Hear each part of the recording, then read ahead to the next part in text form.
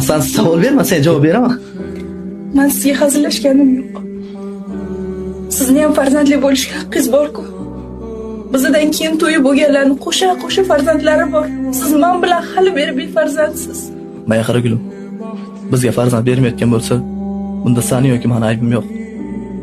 Farzand berguvchi yagona Alloh. Men bu dunyoda butun umr befarzand o'tsam ham sendan voz kechmayman. Buni ikki quloqingga qo'yib ol. Shundan ko'ra ko'chaga chiqib birorimiz yeb kelamiz. Amaylanib kelamiz. Ovqat qilib qo'ygandim dadasi, sher go'shtgina qilib. Unaqada ovqatdan keyin shirinlik yeb kelamiz. Shirinlik ham qilib qo'ygandim siz yaxshi ko'radiganingizdan. Qanday qilib sendan voz kechishim mumkin? Boshqa bir gaplaringni gapirma. Ma, dugonangni olib keldim senga.